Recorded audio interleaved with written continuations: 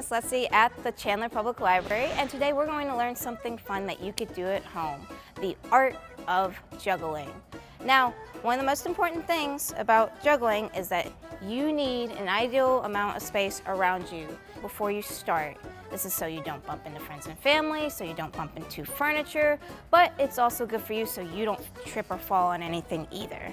So, before we start though, the other thing is that we need items that we can practice with. And one of the items can be as light as a tissue. Or you could use something as heavy as a hacky sack. Now, juggling these two items just won't work. You can potentially juggle anything, but it's good for them to be the same weight, shape, and size. So I like to just use something that I have around my home often, which is some lemons. Juggling is really all about counting and coordination. When I start, I just like to say that I can juggle one. And if I can safely do this 20 times over, then it's good to add 2 into the mix. So now you want to go 1, 2. You need to get the counting down first before you do the coordination. 1, 2.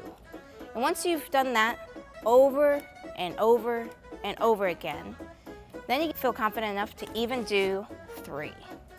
So this is when counting becomes important, because now you have 3, and usually this is when people freeze up. What's also important is that once you add 3 into it, your hand position changes. It's really important to have 1 in the back of your palm and 1 in the front towards your fingertips. And then the other one is going to be in the center of your palm. So when you have 2 items, there's 2 functions going on. You're throwing with the back of the hand, and you're catching with the front of the hand.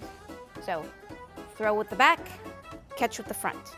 With 3, this is usually where people kind of freeze up and they end up doing this throwing them all at once thing. But it's just still a counting game.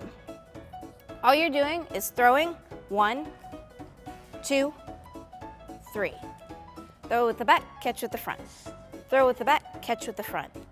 Just throwing and catching them in your hands back and forth.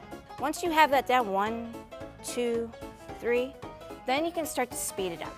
And when you start to speed it up, this is when coordination really becomes important. Because what you're doing is going 1, 2, 1, 2. You're having to throw 1 up into the air, and when that one's in the middle of the air, you have to throw the other one. Throw 1, throw another, catch, catch. 1, 2, 1, 2. Because once you feel like you got that down, then you can throw 3 into the mix. 1, 2, 3, 1, 2, 3, 1, 2, 3.